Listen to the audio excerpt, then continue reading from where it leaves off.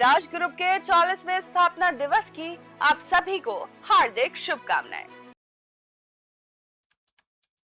नमस्कार, आप सभी का स्वागत है और आप देख रहे हैं न्यूज़ 21। मैं हूं आपके साथ सोनम गुरु। तो चलिए शुरुआत करते हैं आज के स्पेशल बुलेटिन की। कोडरमा की सतगावा स्थित कस्तूरबा गांधी आवासीय महिला बालिका विद्यालय की छात्राओं ने खराब भोजन और शिक्षा व्यवस्था के विरोध में सड़क मार्च निकाला। छात्राएं प्रखंड मुख्यालय की ओर मार्च कर रही थी। इसी दौरान गर्मी और थकान के चलते कई छात्राएं बेहोश हो गई। उन्हें तत्काल अस्पताल में भर्ती कराया गया, जहां उनका उपचार किया गया। छात्राओं ने विद्यालय की व्यवस्थाओं पर सवाल उठाते हुए अधिकारियों से पूरे मामले की जांच कराने और भोजन की गुणवत्ता के साथ पढ़ाई व्यवस्था में तत्काल सुधार की मांग की। छात्राओं का आरोप है कि 15 अगस्त को भी उन्होंने विद्यालय की समस्याओं को लेकर शिकायत दी थी। उस समय अधिकारियों की ओर से व्यवस्था सुधारने का आश्वासन दिया गया था, लेकिन उनके मुताबिक अब तक स्थिति में कोई खास बदलाव नहीं आया है। छात्राओं ने जिम्मेदार अधिकारियों से जल्द कार्रवाई की मांग की है। कोडरमा से प्रभु कुमार राणा की रिपोर्ट।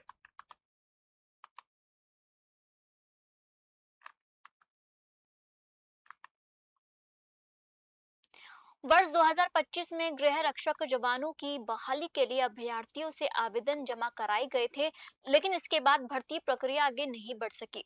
ऐसे में सैकड़ों अभ्यर्थी अभी भी बहाली शुरू करने का इंतजार कर रहे हैं। प्रक्रिया शुरू कराने की मांग को लेकर अभ्यर्थियों ने पूर्वी सिंहभूम के उपायुक्त से मुलाकात कर अपनी समस्या रखी। अभ्यर्थियों का कहना है कि इससे पहले भी उपायुक्त को पत्र सौंपकर भर्ती प्रक्रिया शुरू कराने की मांग की जा चुकी है, लेकिन अब तक कोई ठोस पहल नहीं हुई।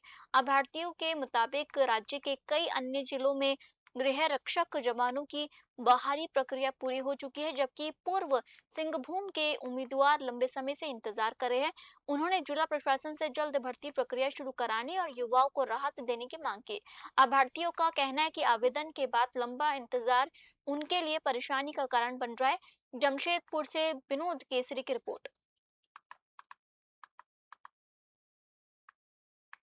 से आए आप लोग? लक्ष्मण बांड्रा, पूर्वी सिंहभूम मुसाबनी प्रखंड से आए हैं। आज हम लोग जो पूर्वी सिंहभूम डीसी कार्यालय आने का यही मकसद है कि 2025 में हम लोगों का होमगार्ड का बहाली आया था। हम लोग फॉर्म भर दिए, लेकिन 1 साल विलम्ब हो गया। आज अब 21 तारीख हो चुका है, लेकिन इसका पुनः बहाली नहीं हुआ है। तो 1 साल पीछे से और 2025 में निकला है और 2026 हो गया, लेकिन आज तक इसका बहाली। कितने आदमी का फॉर्म भरे थे आप? कम से कम 2-3 लाख हो जाएंगे पूर्वी सिंहभूम में। और जिला में हो गया है? हाँ, बाकी जिला में हो गया है। झारखंड में कम से कम 24 जिला है ना, 24 जिला में करीबन लगभग हो चुका है। पूर्वी सिंहभूम ऐसा एक जिला मात्र है जो अभी तक इसका विलम्ब हो रहा है बहाली में। कारण डीसी से पूछे, क्या बोल रहा है, क्या कारण है? आज तो हम लोग मिले नहीं हैं, आज हम लोग मिलेंगे। पूर्व के जो डीसी महोदय थे उनसे हम लोग मिल चुके थे, उनको हम लोग ज्ञापन भी दिए थे ताकि इसका बहाली तुरंत जल्द से जल्द कराया जाए, लेकिन उसने हम युवाओं को खाली आश्वासन में रखा। से आए आप लोग? जिले में खाद्य एवं औषधि प्रशासन ने मिलावटी और घटिया खाद्य सामग्री के खिलाफ अभियान तेज कर दिया है। अब तक 20 कार्रवाइयां पूरी हो चुकी है, जबकि 21वीं कार्रवाई जारी है। अभियान के दौरान 5 वाहनों समेत करीब 94 लाख रुपए का माल जब्त किया गया और सभी मामलों में एफआईआर दर्ज की गई है। अप्रैल में जुलाई के बीच 132 खाद्य नमूने जांच के लिए गए हैं, जिनमें 11 असुरक्षित, 9 घटिया और 2 मिस ब्रांडेड पाए गए हैं। असुरक्षित नमूनों के मामलों में अदालत में मुकदमे दर्ज किए जाएंगे। नियमों के उल्लंघन पर 2 दुकानदारों के लाइसेंस रद्द किए गए हैं, जबकि 8 कार्रवाइयों पर 500 किलो संदिग्ध माल जब्त हुआ है। अदालत भेजे गए 11 मामलों में से 3 का फैसला आ चुका है, जिनमें 4.58 लाख रुपए जुर्माना लगाया गया। जिले में 17,320 पंजीकरण प्रमाण पत्र और 1,971 लाइसेंस जारी है। अधिकारियों की कमी के बावजूद कार्रवाई जारी है। बुलढाणा से प्रशांत सबकाल की रिपोर्ट। नमस्कार, मी सहाय्यक आयुक्त अन्न औषध प्रशासन बुलढाणा। घेतलेल्या कारवायांच्या संदर्भात अशी माहिती आहे की आत्तापर्यंत अन्न औषध प्रशासन बुलढाणाकडून एप्रिल महिन्यापासून आत्तापर्यंत 132 अन्न नमुने वेगवेगळ्या अन्नपदार्थांचे घेण्यात आलेले आहेत। त्याच्यापैकी 11 अन्नपदार्थ हे असुरक्षित असून 9 अन्नपदार्थ कमी दर्जाचे आहेत आणि 2 अन्नपदार्थ मिथ्या छाप दर्जाचे आहेत। 11 प्रकरणांमध्ये आपण न्यायालयामध्ये कलम 59 अंतर्गत खटला दाखल करतो संबंधितांच्याविरुद्ध तपास करून, आणि जे 11 प्रकरणं आहेत त्याच्यानुसार आपण दंडात्मक कारवाई करतो। त्यामध्ये काही न्यायनिर्णय प्रकरणं असतात जे अमरावती कार्यालयात न्यायनिर्णय अधिकारी यांच्या मार्फत सुनावणी होते आणि जे खूप छोटे व्यावसायिक असतात त्यांची सुनावणी कंपाऊंडिंग या खाली कलम 69 अंतर्गत घेण्यात येते. तसंच आपण आतापर्यंत एप्रिलपासून 20 प्रतिबंधित अन्नपदार्थाच्या कारवाया केलेल्या आहेत. 20 प्रकरणात FIR देऊन संबंधितांच्या विरुद्ध. नमस्कार. बढ़ती अगली खबर क्यों चंडीगढ़ के सेक्टर 28 स्थित हिमाचल भवन में शुक्रवार को देसी क्रेविंग के तहत महिला उद्यमिता कार्यक्रम आयोजित किया गया। इसमें हरियाणा के विभिन्न जिलों से करीब 50 महिला उद्यमों और सेल्फ हेल्प ग्रुप से जुड़ी महिलाओं ने अपने उत्पाद और सफलता की कहानियां साझा की है। मुख्य अतिथि हरियाणा विधानसभा अध्यक्ष हरविंदर कल्याण ने आयोजकों को बधाई देते हुए कहा कि ग्रामीण महिलाओं को पैकेजिंग, ब्रांडिंग, मार्केटिंग और बिक्री की आधुनिक तकनीक सीखना जरूरी है ताकि वे अपने उत्पाद राष्ट्रीय और अंतर्राष्ट्रीय बाजार तक पहुंच सके। कार्यक्रम में चंडीगढ़ भाजपा नेता संजय टंडन ने महिला उद्यमियों से बातचीत कर उनके उत्पादों की जानकारी दी है। खाद्य प्रसंस्करण क्षेत्र में बेहतर काम करने वाली महिलाओं को सम्मानित किया गया और शीर्ष 3 प्रतिभागियों को वितरित प्रोत्साहन दिया गया। महिला उद्यमियों को मार्केटिंग, बिक्री बढ़ाने और सरकारी योजनाओं की जानकारी भी दी गई। कार्यक्रम रुचिता बंसल और नीति आयोग की एहना राय के मार्गदर्शन में आयोजित हुआ। चंडीगढ़ से ब्यूरो रिपोर्ट।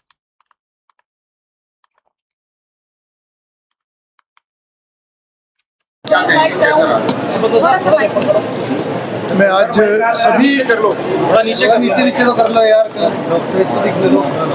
मैं सभी आयोजकों को विशेष रूप से बधाई दूंगा। इसमें देसी क्रेविंग भी है और उसके अलावा अन्य संस्थाएं और जो सरकार के वो विभाग जो लगातार इस विषय पे कार्य कर रहे हैं। मुझे आज वास्तव में प्रसन्नता हुई कि किस प्रकार से महिलाओं ने गाँव के से निकलकर और उससे भी आगे मैं अगर बढ़कर कहूँ इस तरीके से आपको लगता है कि इससे फायदा होता है। और प्रधानमंत्री सबसे पहले तो मैं ये कहूँगा कि एक नारी शक्ति को ये उसका सशक्तिकरण करने का जो तरीका हरियाणा की महिलाओं ने निकाला है और हमारे प्रधानमंत्री जी का ये एक बहुत ही प्रिय टॉपिक है, महिला सशक्तिकरण। जैसे लखपति दीदी, उनको ऐसे बनाना, कुछ उनको जो कोऑपरेटिव के अंदर वो काम कर सकें और अपने जो। बढ़ते अगली खबर क्या, मुख्यमंत्री डॉक्टर मोहन यादव के निर्देश पर नागरिकों की समस्याओं का गांव में ही समाधान करने के उद्देश्य से मुख्यमंत्री जन विश्वास अभियान शुरू किया गया। इसी के तहत शुक्रवार को खंडवा जिले के पुनासा विकासखंड के अटूट खास गांव में शिविर आयोजित किया गया। शिविर में अधिकारियों और जनप्रतिनिधियों की मौजूदगी में कुल 2324 आवेदनों का निराकरण किया गया। इनमें श्रम विभाग के 765, स्वास्थ्य के 421, ग्रामीण विकास के 380, कृषि के 289 और राजस्व विभाग के 130 आवेदन शामिल रहे। विधायक नारायण पटेल ने ग्रामीणों को निःशुल्क स्वास्थ्य जांच, आयुष्मान कार्ड और आधार पंजीयन की सुविधा की जानकारी दी। कलेक्टर ऋषभ गुप्ता ने ग्रामीणों से लंबित समस्याओं के आवेदन शिविर में देने की अपील की है। उन्होंने किसानों को परंपरागत फसलों के साथ उद्यानिकी फसलें अपनाने की सलाह दी। खंडवा से भारत गौड़ की रिपोर्ट।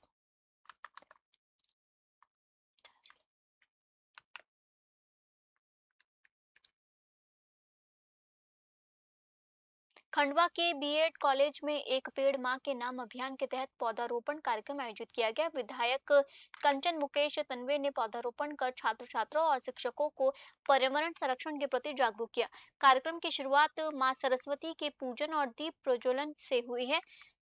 विधायक ने कहा कि पौधे आने वाली पीढ़ियों के लिए हमारी जिम्मेदारी और प्रकृति के प्रति कृतज्ञता का प्रतीक है। उन्होंने बताया कि वे अपने जन्मदिन पर अपनी उम्र के बराबर पौधे लगाने का प्रयास करती है और इस वर्ष ग्राम काकेश्वर में 33 पौधे लगाए। उन्होंने युवाओं से जन्मदिन पर पौधारोपण और समाज हित के कार्य करने की अपील की। विधायक ने इस वर्ष बुके और फूलों के बजाय पेन कॉपी भेंट करने का आग्रह किया ताकि इन्हें जरूरतमंदों तक पहुंचाया जा सके। कार्यक्रम में जनप्रतिनिधि, शिक्षक और छात्र छात्राएं मौजूद रहे। खंडवा से भारत गौड़ की रिपोर्ट। कॉलेज में कौन सा कार्यक्रम में सम्मिलित हुए? आज देखिए, मेरे दिन की शुरुआत भगवान के भजन कीर्तन से हुई और जैसे कि आज बीएड कॉलेज में पहुंचकर सभी हमारे मेरा छोटे भाई मंडल अध्यक्ष जी और मेरी सभी मातृशक्ति आज और वहां के सभी शिक्षकगण भी साथ में थे।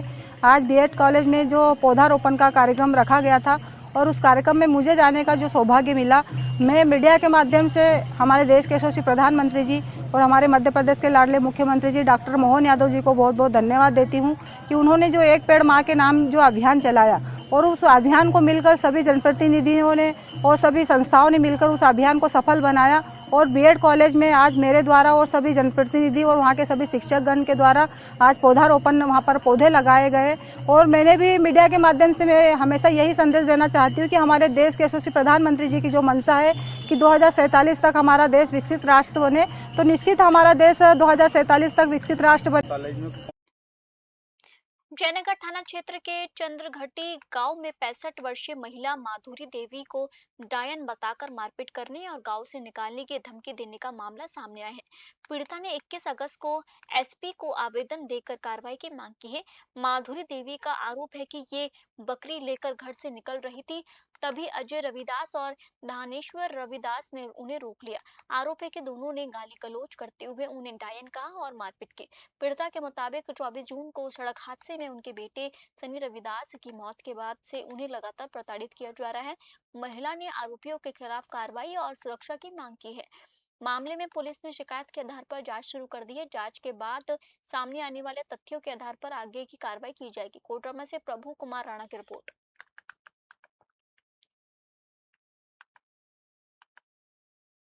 सावन माह की अंतिम सोमवारी को लेकर ध्वजाधारी धाम में प्रशासन ने तैयारियां तेज कर दी है। इस अवसर पर श्रद्धालु झरना कुंड में ध्वजाधारी धाम तक कांवर पथ यात्रा निकालकर भगवान शिव का जल अभिषेक करेंगे। संभावित भीड़ को देखते हुए अधिकारियों ने पुलिस अधीक्षक के साथ ध्वजाधारी धाम का निरीक्षण किया। निरीक्षण के दौरान बैरिकेडिंग, यातायात व्यवस्था, कंट्रोल रूम, सीसीटीवी कैमरे, medical team, ambulance, fire brigade और पर्याप्त पुलिस बल की व्यवस्था सुनिश्चित करने के निर्देश दिए हैं।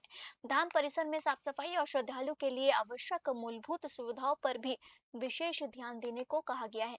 अधिकारियों को सभी तैयारियां समय से पहले पूरी करने के निर्देश दिए गए हैं ताकि अंतिम सोमवारी के दौरान श्रद्धालुओं को किसी तरह की परेशानी न हो।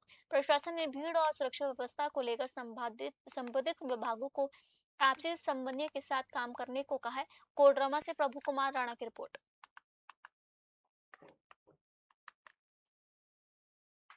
कलेक्टर किशोर कुमार कन्याल ने शुक्रवार को औरंग क्षेत्र के ग्राम अमोदा स्थित ओराग्यम उप स्वास्थ्य केंद्र का औचक निरीक्षण किया। उन्होंने अस्पताल में उपलब्ध स्वास्थ्य सुविधाओं और उपचार व्यवस्थाओं का जायजा लिया। कलेक्टर ने मरीजों से सीधे बातचीत कर स्वास्थ्य सेवाओं का फीडबैक लिया, जिस पर मरीजों ने बेहतर उपचार मिलने की बात कही है। निरीक्षण के दौरान टीबी रोगियों को निश्चित मित्र किट वितरित की गई है। कलेक्टर ने आशा कार्यकर्ता को क्षेत्र के सभी पात्र लोगों के आयुष्मान कार्ड 100% बनवाने के निर्देश दिए। इस दौरान जिला पंचायत सीईओ अभिषेक दुबे और एसडीएम मंजूषा खत्री समेत अधिकारी मौजूद रहे। गुना से विनोद सोनी की रिपोर्ट।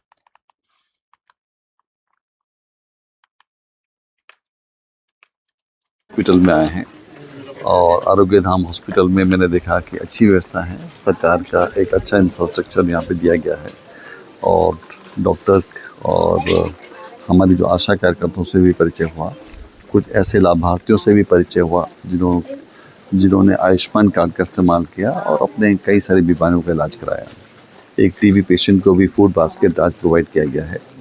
हमारा उद्देश्य यही है कि ज़िले में जितने भी हमारे हॉस्पिटल्स हैं उसमें डॉक्टर्स स्टाफ टाइम से आए और ट्रीटमेंट पे फोकस करें। ओवरऑल तो व्यवस्था बहुत अच्छी दिखी यहाँ पर, लेकिन लोगों से भी हमने बोला है कि कभी भी कोई बीमारी हो तो इमीडिएटली उसके बारे में डॉक्टर से संपर्क करें, अपने तक सीमित रखें ताकि कोई बीमारी पता लगने पर उसका ट्रीटमेंट शुरू हो सकता है। अच्छे स्वास्थ्य के बढ़ते अगली खबर की। कलेक्टर किशोर कुमार कन्याल ने ओरंग क्षेत्र के ग्राम बरोत स्थित सिंध नदी डैम का निरीक्षण कर ग्रामीणों से उनकी समस्याएं जानी है। ग्रामीणों ने डैम साइट पर कटाव की समस्या बताई, जिस पर कलेक्टर ने तकनीकी टीम को तत्काल परीक्षण के निर्देश दिए। उन्होंने पंचायत विभाग को तकनीकी समाधान निकालकर डैम का आवश्यक विस्तार कराने को कहा ताकि संरचना सुरक्षित और व्यवस्थित रहे। कलेक्टर ने ग्राम बरोत के पंचायत भवन का भी निरीक्षण किया और निर्माण कार्यों में गुणवत्ता बनाए रखने के निर्देश दिए। साथ ही 70 वर्ष से अधिक उम्र के पात्र लोगों के आयुष्मान कार्ड बनवाए और आधार में उम्र संबंधित समस्याओं का समाधान करने को कहा। गुना से विनोद सोनी की रिपोर्ट। में हम लोग आए हैं। यहाँ पे एक एनिकेट का काम MPUDC के माध्यम से किया जा रहा था। काम तो हालांकि काफ़ी पुराने समय से चला आ रहा था, बट बीच में शायद कॉन्ट्रैक्ट ने काम रोक दिया, जिससे कुछ पानी के कटाव से एक खेत में भी हो सकता है 2-3 किसानों की ज़मीन जो अफेक्टेड हुई है। तो हम लोगों ने जो प्राइमा फेसी देखना है कि जो रिटेनिंग वॉल है उसको थोड़ा एक्सटेंड यदि करेंगे दोनों तरफ से, तो वो फिर जो कटिंग हो रही है उससे वो कटाव रुक जाएगा। तो अभी MPUDC के अधिकारी भी यहाँ पर है, हमने वही बोला है। और कुछ काम फिलिंग का जहाँ तक है तो जी राम जी के तहत भी किया जा सकता है। तो कुछ पंचायत भी मैंने देखा है, लोग काफ़ी पॉजिटिव है, यहाँ पर आपस में मिल के काम करना भी चाहते हैं। ये बहुत इंपॉर्टेंट रिवर है सिंधु नदी का, और यहाँ के पानी जो है हमारे आरोन तक लोगों को आराम से मिल जाए, क्योंकि ये तो आगे तक जाता है, पानी तो अच्छे से मिलेगा, पानी पीने का होगा, इरिगेशन की सुविधाएं मिल जाएंगी। तो सबसे ज़्यादा तो पीने का ही पानी है। तो ये एनिकेट बनाए इस उद्देश्य से ताकि हमारे आरोन की जो नगर पालिका क्षेत्र के लोग हैं उन सबको पानी पीने का डायरेक्ट यहाँ से सप्लाई हो सके। तो उम्मीद करता हूँ MPUDC इस काम को प्राथमिकता से करेगी। आरोन में हम लोग आए। फिलहाल आज के बुलेटिन में इतना ही और आप देखते रहिए न्यूज़ 21। जय हिंद।